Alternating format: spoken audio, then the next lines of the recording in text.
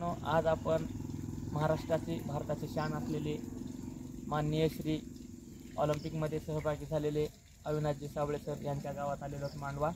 आणि खूप उशीर झालेला आहे, 7 वाजलेले आहेत. तरी पण आम्ही आष्टी आणि हा रस्ता शोधत आलेलो आहोत.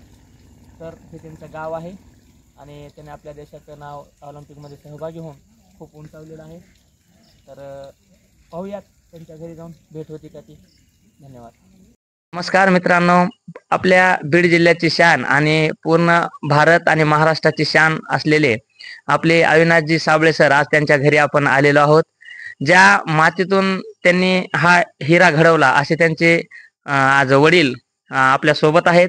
आणि उशीर खूप झालेला आहे, आपल्याला थोडासा वेळ रस्ता माहीत नसल्यामुळे आपण आलेलो आहोत. तर प्रथमतः त्यांचा आपण एक पेढे देऊन त्यांचा स्वतः आपण छोटासा एक सत्कार किंवा त्यांचा सन्मान करणार आहोत. आता अविनाश सर तर आपल्याला नाहीत मिळाले, कारण का ते अहमदनगर या ठिकाणी गेलेले आहेत. तर आपण त्यांच्या वडिलांशीच आज बातचीत करणार आहोत.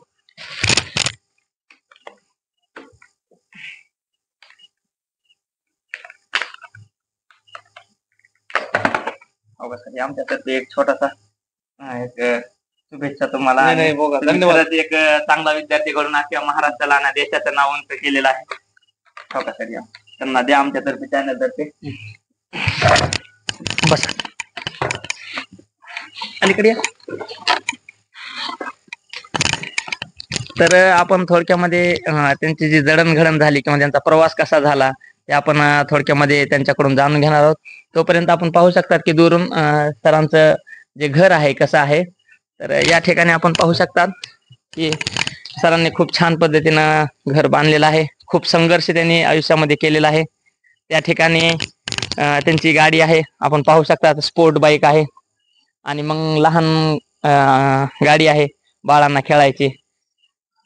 तर कसं आहे, उशीर झाल्यामुळे आज आपण अंधार पडलेला आहे, तरी आपण दुरून पाहू शकता. हे बघा मित्रांनो, ही स्पोर्ट बाईक आहे, कवासाकी कंपनीची ही गाडी आहे. आणि सरांनी नक्कीच घेतलेली आहे.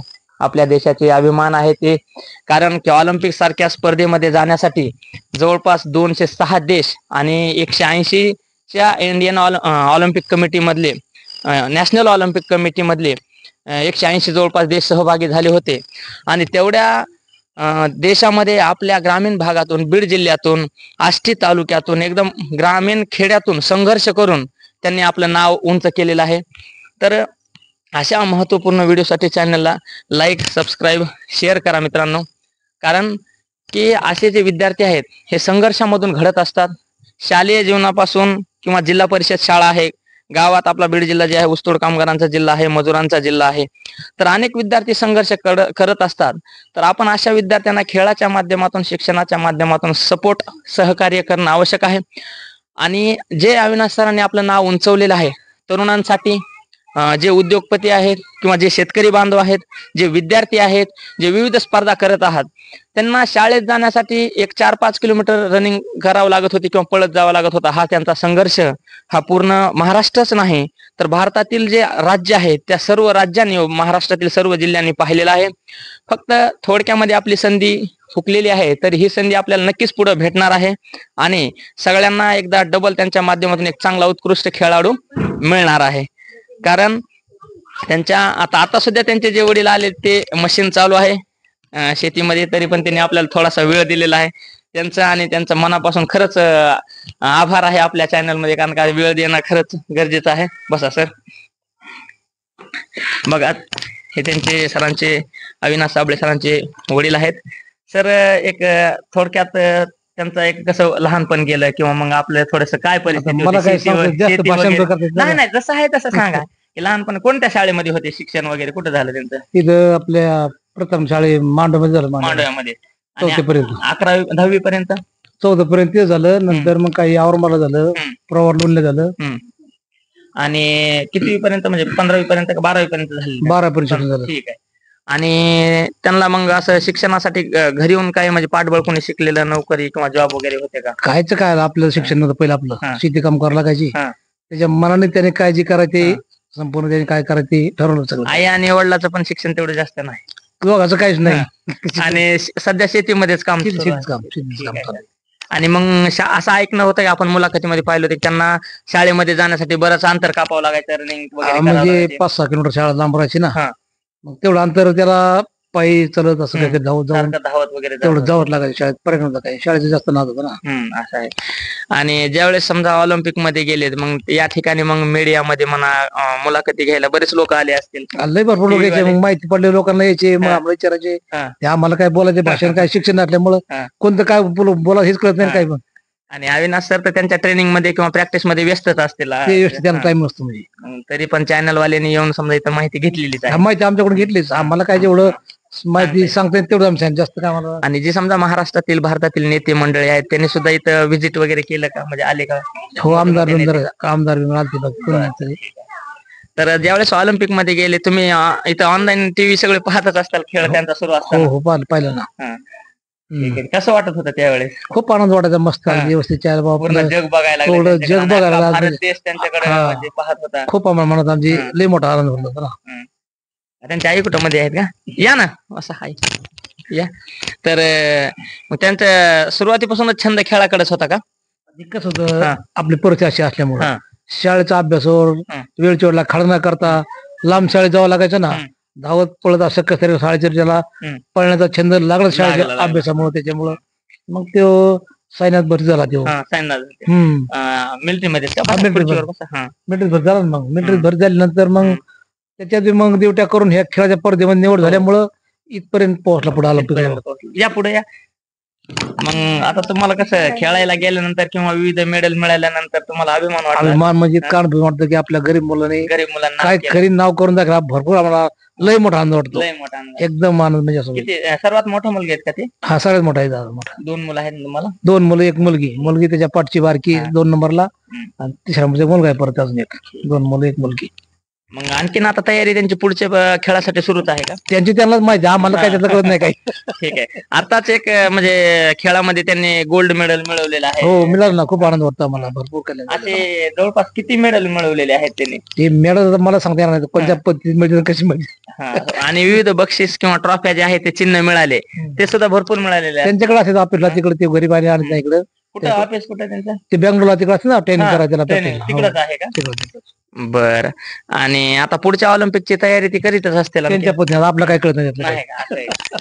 आपलं काय कळत त्यांचं काय चालतंय आपल्याला काय समजत नाही त्या खेळामध्ये. ठीक आहे. कसं आहे, त्या खेळामध्ये एक स्पर्धा झाली की आता पुढच्या 3-4 वर्षांनी डबल स्पर्धा होणार आहेत. मग आणखीन जोरदार तयारी करावी लागते. त्याच्यासाठी संयम, त्याच्यासाठी दररोज सातत्य ठेवणं. मग त्यांच्या आणि त्याच्यासाठी आणखीन अशी गोष्ट आहे की आपल्याला त्या सरावासाठी फिटनेस ठेवणं खूप आवश्यक आहे.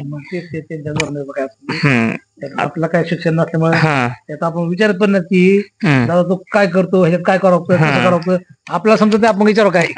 आता सध्या समजा इथं आलेले किती दिवस झाले आलेले? आता आमची आई वारली, आज झाले 14 दिवस. तिला म्हातारी झाली आमची आई. आजी त्यांची आजी म्हणजे सरांची आजी होती. ती आजी वारल्यापासून आले. आज गुरुवांच्या वर्षी होते. आजीला येणं झालं, पण नक्की कसे आले ते त्याला माहिती झालं. आणि समजा त्यांची खेळाची प्रॅक्टिस कुठं सुरू असते सध्या? आता ते सध्या बँगलोरला असते. पुढे त्यांच्या पद्धतीने मला बाकी माहित नाही. असं काय असेल ते असेल, पण कधी सांगतो बँगलोर आहे मी, आमची प्रॅक्टिस चालते एवढं आम्ही ऐकतो. मग पुढे अजून कुठं असते काय माहिती. तुम्ही त्यांच्यासोबत कधी विमानानं वगैरे बाहेर? नाही, अजून कुठंच नाही, कधीच नाही. त्यांना आता कसे सारखं म्हणजे खेळामुळं सतत व्यस्त राहावं लागतंय आणि त्यांच्या आता व्यायामाचे वगैरे सगळं त्यांना प्रॅक्टिस करावीच लागते. त्यांची त्यांना माहिती टाइम आता कसं करायचं, काय करायचं. त्यामुळे प्रवास कुठंच नाही. आपलं घरचं काम आपण. बरं. त्यांनी लहानपणामध्ये समजा 11वी 12वी पर्यंत असताना शेतीमधले सर्व कामं त्यांना येतात? सगळं काम केलं आमच्या सोबत, काही काम केलं असं अडचण नाही. शेतीमध्ये आता आम्ही घरची करायचोच ना, त्यांना सवय होती. मग काय एवढे करतात म्हणले, आपलं काय झालं करायला काम. पिकाचं जे उत्पन्न जास्त सोयाबीन वगैरे काय? सोयाबीन, उडीद, तुरीचं, ह्या अशी पिकं असतात. मुगाची, कपाशी असली पिकं. आता आई अलीकडे या, नाही तर मग मला तिथे नाही का? बरं ठीक आहे. त्यांना आता समजा आपण जर थोडक्यात विचारलं किंवा त्यांना कोणत्या गोष्टी आवडतात म्हणजे नाश्ता किंवा खायला वगैरे, ते बाहेर आता फिरतात तरी पण घरी आल्यानंतर एक भाकर जशी चविष्ट लागते तसं काय त्यांचा अनुभव कोणता? म्हणजे त्यांना काय आम्ही जे खातात ना घरचं साधं, आम्ही ते म्हणणार नाही की हे पाहिजे भाजी ते पाहिजे. तुम्ही जे खातात ना रोजची तशीच म्हणा. बाकी मला लय जास्त तेच पाहिजे, लय काय बाहेरचीच खायची, काहीच नॉर्मल काहीच नाही. ज्वारीची भाकरी, चपाती आता सुद्धा पण ठीक आहे. काय म्हणजे आणि वाटत नाही. हा लहानपणी समजा ते ज्यावेळेस कॉलेजमध्ये असतील किंवा तयारी करत असतील, बुटासाठी म्हणा किंवा विविध कपड्यांसाठी त्यांनी कधी हट्ट वगैरे काय नाही नाही, तसला हट्ट कधीच घेतला नाही. जे असेल तसं असं जे असेल ते मला असेल. हक्काने हे शेतीत पण- पाहिजे ती हा. पाहिजे ही चकावा अपेक्षा केलीच नाही आमच्याकडे. ज्यावेळेस समजा शाळेमध्ये सत्कार झाला, पहिला नंबर आला, दुसरा आला, त्यावेळेस कसं नाही, आमची गरिबी होती त्यामुळे त्याला माहिती ना, हा. आपण जरी आई वडिला काही जरी बोललो काही जरी केलं तर यांच्याकडून काय मिळणार आहे. काय मिळणार? हो. मी लोकांच्या मजुरी काम करायचो, हा. त्याच्यातून आपलं सगळं कुटुंब चालायचं. हा. त्याच्यामधून मग त्याला कळायचं की आता बाकीच्या मुलाला कॉलेजमध्ये गेलो हायपाय हो ना, हो कपडे ना, बुटे तसंच परिस्थिती सगळे, आहे, हो. पण आपले आई वडील काय लोकांची मजुरी करतात.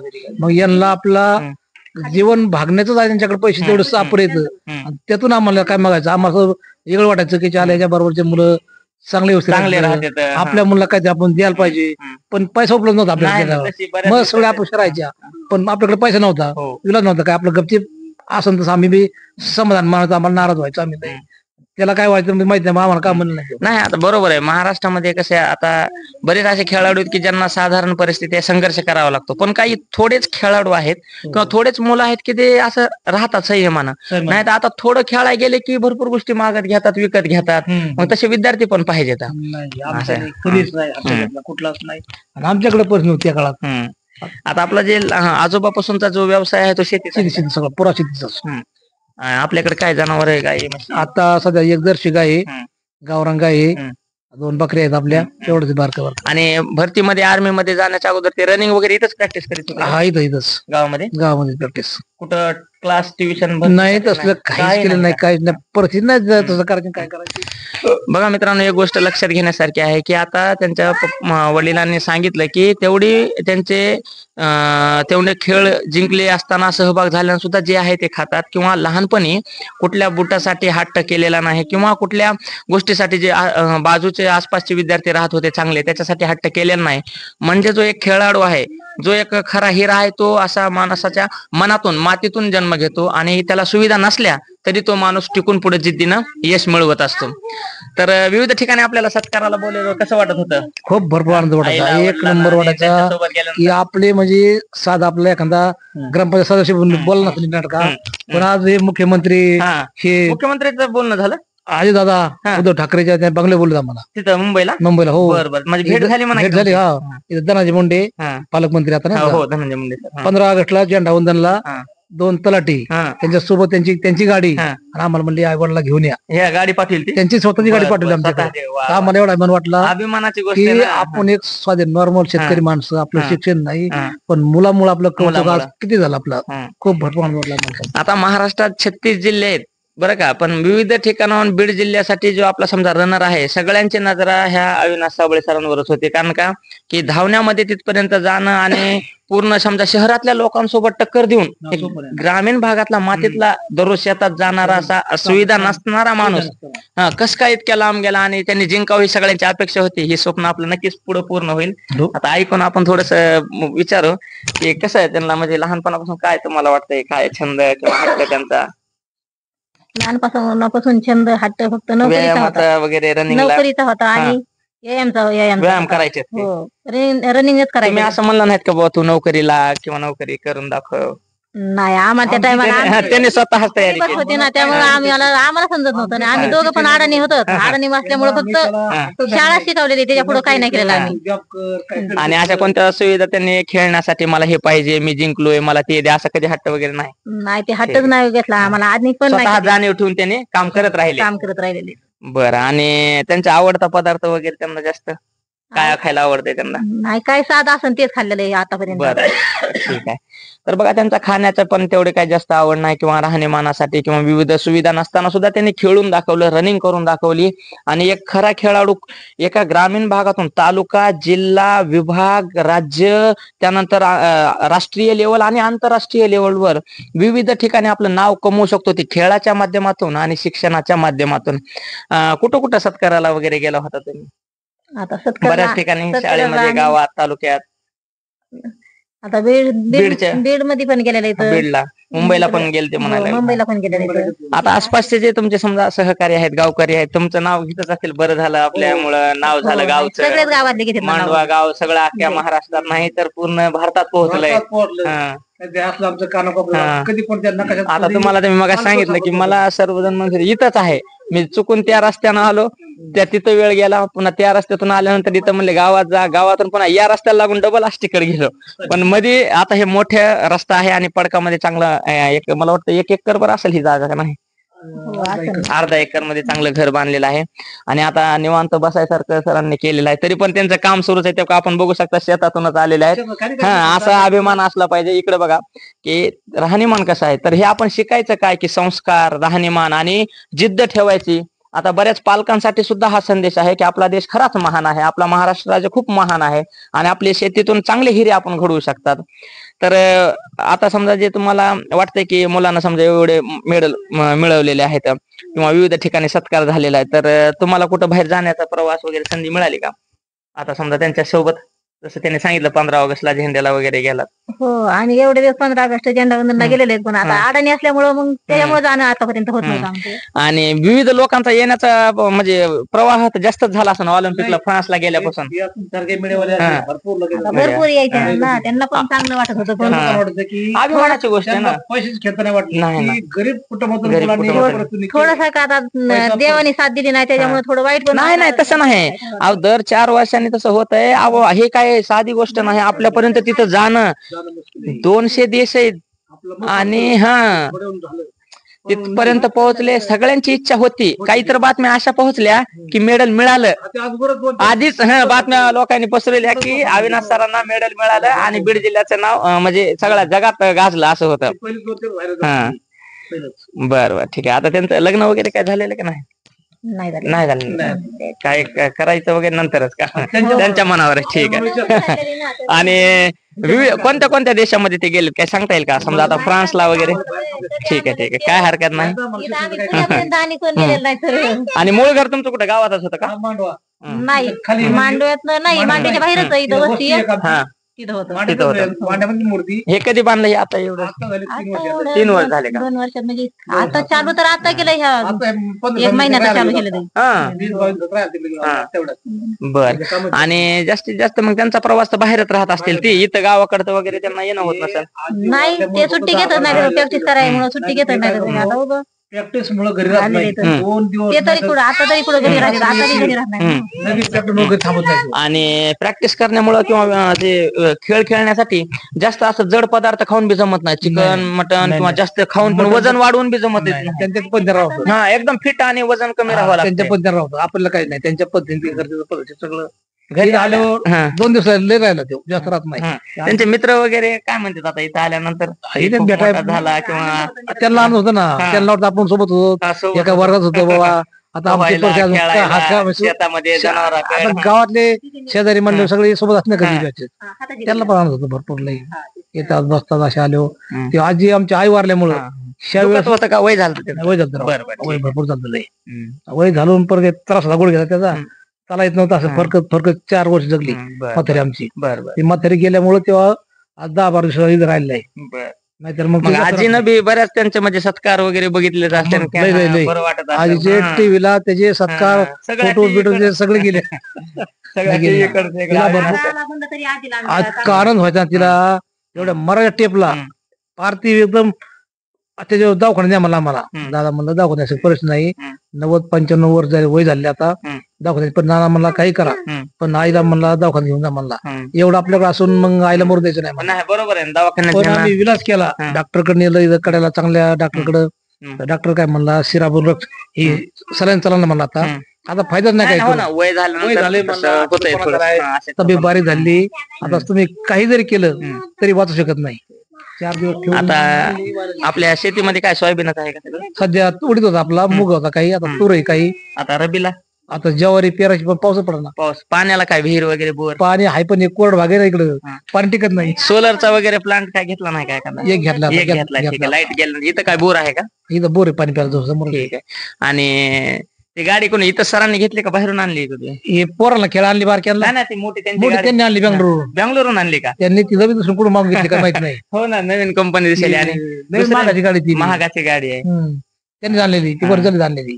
त्यांनी पहिलीच बँगलोर होती दुसरा ना. मुलगा काय करतो तुमचा? ते काय नाही, आता हे घरचं बघावं सगळं त्यांना. घरचं शेती वगैरे बघावं लागते, कुणी आले हे. किती अंदाजा घर तर खूप मोठं आहे, किती खर्च आलाय आता आपल्या? मला काय अंदाजा? माहित नाही, अंदाज मला काय कळणार नाही. ठीक आहे, ठीक शिक्षण आहे, नसल्यामुळं ते काय हरकत नाही. बारका ठीक मुलगा आहे आहे ना, हा. theory काय असेल ते सांगायचं, याने आणायचं. म्हणजे स्वतः माझ्याकडे ते हिशोबच नाही, रुपया कोणा दिला नाही, आपण काहीच नाही. बरं, बाकीच्या जे मुलांना काय सांगताल की बाबा तुम्हाला तर असं खेळाडू मोठा बनायचं असेल, समजा बाकीचा मुलगा आहे एखादा कुठलाही खेड्यातला, काय सांगाल तुम्ही की बाबा कसं बाकीच्या मुलाची आपली अशी अपेक्षा आहे हा. की स्वतः जिद्द धरावं लागेल. जिद्द धरावं लागेल. आई वडिलांनी त्याचा विचार, त्यांनी पण विचार केला पाहिजे. घाम गाळा, कष्ट करा, काही करा, पण आपले मुलं जर बनले तर आपले गरिबी हटणार आहे. आणि तुमच्या ह्या संस्कारामुळेच ह्या सुद्धा आपले सर सुद्धा घडलेले आहेत, हो. आई वडिलांच्या मार्गदर्शन. आई वडिलांचे मार्गदर्शन आम्ही पण काय वाटण तेवढं कष्ट केलं, काय लागेल ते मजुरी केली, त्याच्यामुळे हे भया घडला. त्याला आमची जाण राहिली की आपल्या आई बाबाला उन्हात आपण डोळ्याने पाहिले, किती यांना तकलीफ होत होती. त्याने जिद्द धरून मग ह्या गोष्टी त्याने आज सगळ्या गोष्टी आम्हाला अगदी सुखात जीवन जगण्याचा करून दिलं. तर बघा, दुसऱ्या विद्यार्थ्यांना किंवा प्रत्येक खेळाडूला त्यांच्या पप्पांनी किंवा वडिलांनी सांगितलंय की जिद्द ठेवा, आई वडिलाचं ऐका, आणि आहे त्या परिस्थितीतून मोठं कष्टाची जाणीव ठेवून, उन्हाळ्यांची किंवा घामाची कष्टाची जाणीव ठेवून तुम्ही मोठं बना. तुम्ही नक्कीच एक दिवस मोठं बनणार आहे इथं. तर आता आपण शेवटच्या टप्प्यात आलेलो आहोत की आता समजा त्यांनी जर कुठं समजा खेळायला वगैरे गेले तर तुमचं सगळं लक्ष तिकडेच राहतात. हो, सगळं सगळं खेळा टीव्हीला बघणार आम्ही, कोणत्या टाइमला काय काय खेळ कसं आहे होतंय, कसं. पहिल्यांदा ज्यावेळेस टीव्ही बघितलं त्यावेळेस कसं वाटलं तुम्हाला? खूप आनंद वाटला, एकदम मरला निघले आपला ना. मुलगा सगळ्या भारताच्या टीव्हीवर आणि ते- आज एवढं देशासमोर दिसतं मला. त्यांचे काही मेडल्स वगैरे आपल्याला बघायला मिळत आहेत का काही? नाही, नाही, त्यांना ते ट्रॉफ्या वगैरे काही? बँगलोरला सगळं बँगलोरला ते का? घरी वाजत नसतो तो. हा. आता काय झालं, ही आई वारल्यामुळे आमची हा, हा. तेवढं राहिलंय. आधी एक नाही 2 मुक्काम त्याचे लय झाले. ठीक आहे, प्रॅक्टिस मुळे घरात नाही, काही अडचण नाही. चालतंय. तर वडिलांनी खूप छान मार्गदर्शन केलं, आईनं पण चांगल्या गोष्टी आपल्याला आणि खूप चांगलं मार्गदर्शन केलं, आणि खूप कष्टानं अविनाश सरांना घडवलं. आणि पॅरिस म्हणजे फ्रान्स, युरोपमध्ये आपल्या ऑलिम्पिकमध्ये देशाचं नेतृत्व त्यांनी केलेलं आहे, आणि भविष्यात त्यांना नक्कीच यश मिळेल असे आपले सुद्धा या चॅनलतर्फे त्यांना खूप खूप शुभेच्छा. आणि यांच्या सुद्धा तब्येत आणि पुढचं आरोग्य व्यवस्थित जाईल यांच्यासाठी आपल्या चॅनलतर्फे शुभेच्छा. वेळ दिल्याबद्दल आपलं खूप खूप धन्यवाद आणि नमस्कार. जय हिंद, जय भारत.